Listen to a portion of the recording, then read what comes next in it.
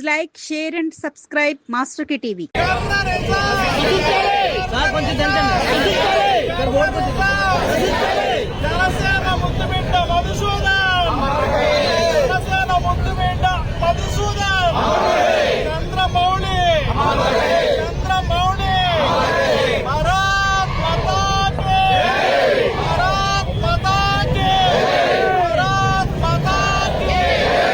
మారణకాండను చూసి ప్రపంచం నివ్వెరపోయింది.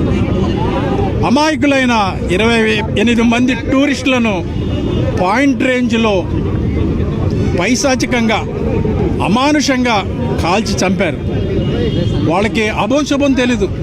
అక్కడ ప్రకృతి అందరూ ఆ దృశ్యాలను చూసి ఆనందించడానికి వెళ్ళిన వారిని ఒక ద్వేషపూరితంగా మతావేశంతో కాల్చి చంపారు.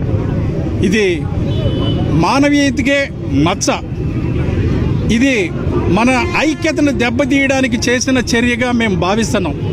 భారతీయులంతా ఏ మతమైనా ఒక్కటిగానే బ్రతుకుతున్నారు, ఒక్కటిగానే ముందుకెళ్తున్నారు, ఒక్కటిగానే అభివృద్ధి చెందుతున్నారు.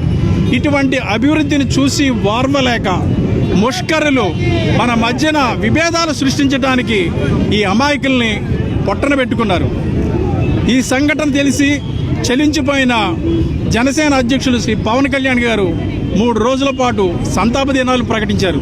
మొదటి రోజున పార్టీ పతాకాలన్నీ అవనతం చేశాము. అదే రోజున క్యాండిల్ ర్యాలీస్ జరిపించాము. రెండో రోజున మౌనంగా దీక్షలు చేశాము. మూడో రోజున ప్రతి ఊరిలో, ప్రతి గ్రామంలో, ప్రతి పట్టణంలో ఇలా మానవహారాలు నిర్వహించి మన సమైక్యతని చాటుతున్నాము.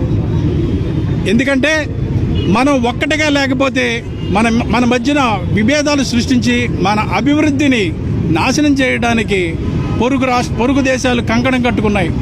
ఇటువంటి సమయంలో మనమంతా ముక్తకంఠంతో ఈ అమానుష ఘటనను ఖండించి మేమంతా ఒక్కటే అన్న విషయాన్ని ప్రపంచానికి చాటి చెప్పవలసిన అవసరం ఉంది.